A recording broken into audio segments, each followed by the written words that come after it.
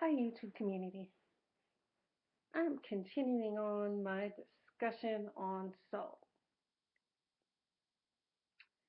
because I am a little perplexed about one issue in terms of the spiritual realm and salt. Now, I was told years ago that if you want to protect your home or if you want to protect yourself, one of the spiritual remedies, if you want to protect yourself from evil people, spirits, is to put salt around your home. So, like at your door, you put salt. Apparently, anyone that has ill will or intentions towards you, they will not want to come around your home. They will not want to stay in your home.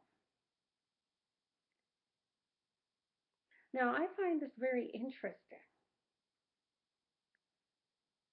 and I'm wondering if there are other Christians, so forth out there that can speak to this, because here I just finished speaking today earlier in a couple other videos. One was regarding the dangers of table salt and alternative forms of salt that can be used that are safer to consume.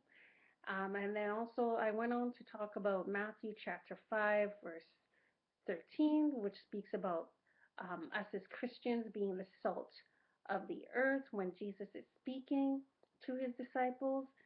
And then now I'm wondering, now looking at salt, because I love the stuff. Um, what, like when you hear these things, what is salt supposed to, what is it about the properties of salt that God has imbued in this mineral, if we can call it that, or element? I don't know. Like, what is it in this salt that people are claiming it has so much power to be a protector from evil? Now, I'm going to share a story with you. Back a few years ago, I used to own um, my own condo, and this was before I decided that I was going to relocate from Edmonton to Toronto. And what I found interesting is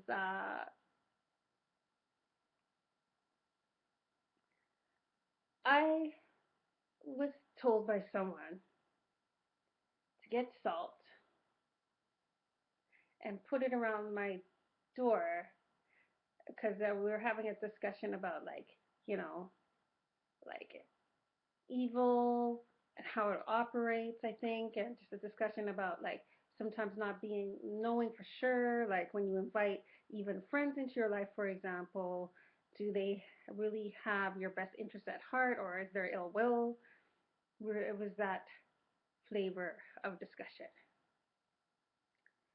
So anyway, I just thought, because I'm curious to test this out, so I took some just simple table salt.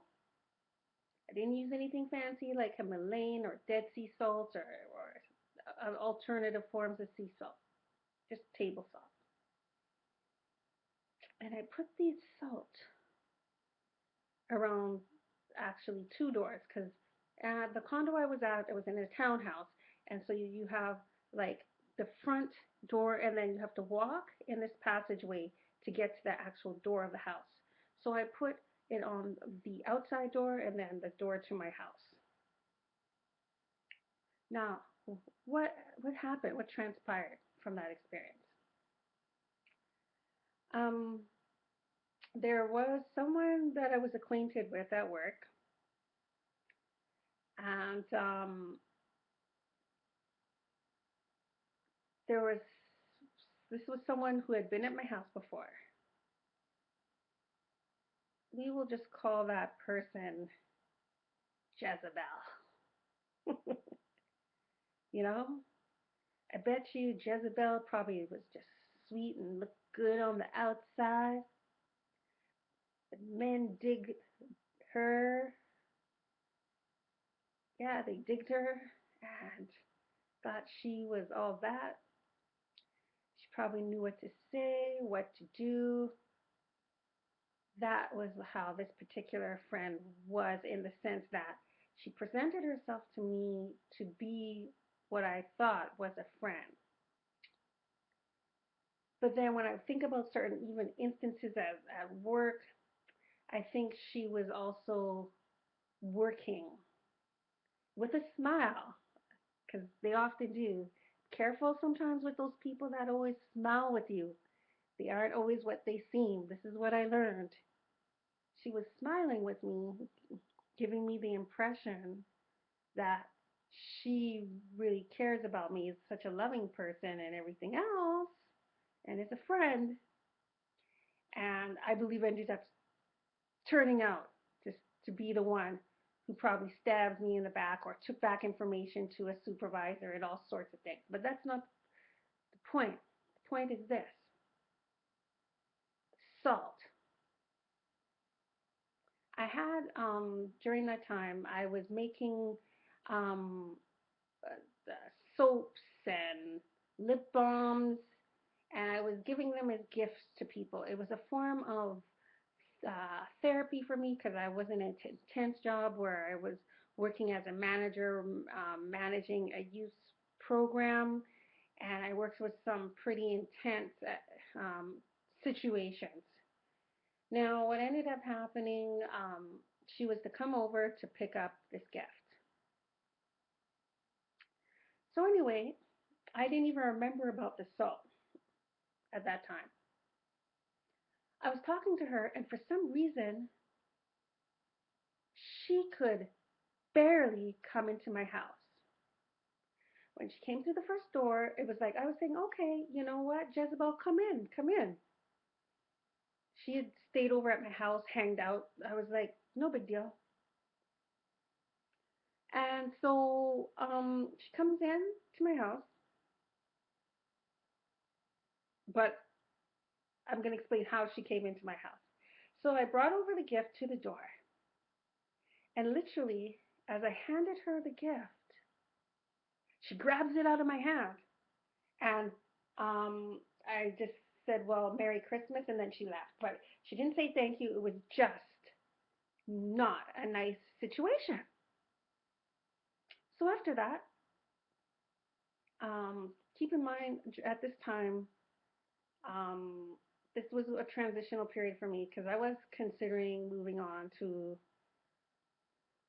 and yeah, I was considering making a major life change again. So anyhow, I was very disturbed by how this person behaved, because it seemed totally out of character from what I know of this person. So what I realized after I thought about it, I said, "Oh yes, I remember putting this table salt around my doors." And I noticed she struggled even getting through that first door and then to my main door.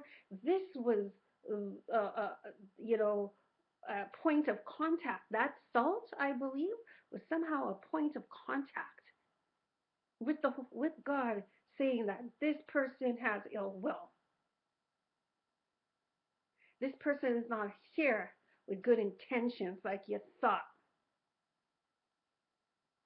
And that's why she couldn't even step into my house, because I was being protected. And I thank God for that. Because after that point on, I never spoke to this person again. And I have no regrets. She attempted to call me a few times. I just refused to answer her calls because, you know, I was convicted through the Holy Spirit afterwards, thinking about things and realizing that she probably was the one that ended up betraying me at work. And so, from that point on, that was one instance where I really was being leery of connecting and having friends at work because people, for one reason or another, jealousy, whatever it is, they'll try and undermine you in some cases. It's not easy to find that good quality friend. So when you find one, you treat them like gold. Don't mistreat them because it's hard to find good quality people like that. It truly is. So, any friends that you have in your life, family that are a blessing to you, show your gratitude and thank God for them. All right, YouTubers, take care. Bye.